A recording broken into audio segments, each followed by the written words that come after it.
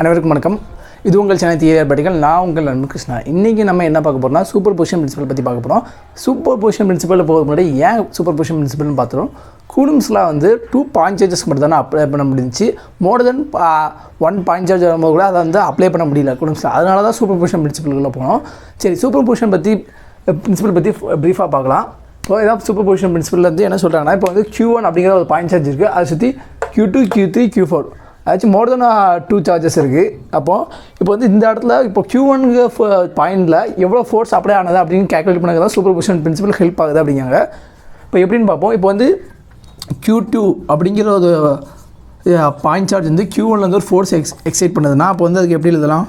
F12 vector equal to K Q1 Q2 divided by R square R21 gap.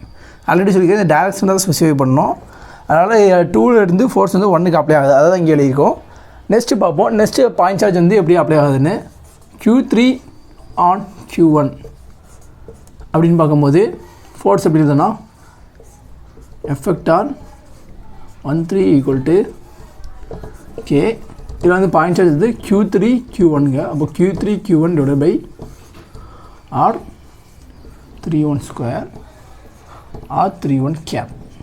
Okay, இது எழுதிட்டோம். இப்போ next பார்ப்போம். Q4 பார்ப்போம். Q4 on Q1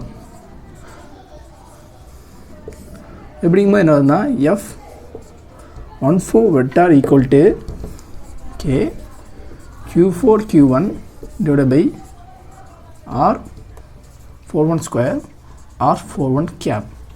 இப்போது இப்போ Q1 அப்படிங்கிற பாயிண்ட் சார்ஜில் அப்ளை ஆனால் டோட்டல் ஃபோர்ஸை கண்டுபிடிக்கணும். அதுக்கு நம்ம என்ன பண்ணுறோன்னா F1 டோட்டல் கண்டுபிடிக்க போகிறோம். அது எப்படின்னா மொத்தமாக எல்லாத்தையும் ஆட் பண்ணிடுவாங்க. அதாங்க ஒன்றும் இல்லை. Equal to K Q1 Q2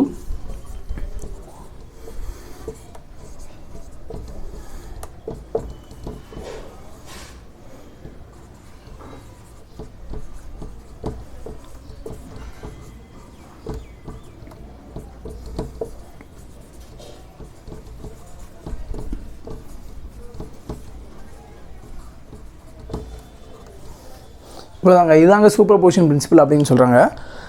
இது ஏன் இப்படி வந்துச்சுன்னா, ஒரு டோட்டல் ஃபோர்ஸை வந்து கண்டுபிடிக்கிறதுக்கு வந்து சூப்பர்பொசிஷன் பிரின்சிபல் வந்து ரொம்ப ஒரு பெரிய ரோல் ப்ளே பண்ணாச்சு. அதே நேரத்தில் கூலும்ஸ்லாம் வச்சு மட்டும் அவங்களால ஒரு எலக்ட்ரோஸ்டாட்டிக்ஸுக்கு ஃபவுண்டேஷன் வந்து கிரியேட் பண்ண முடியல.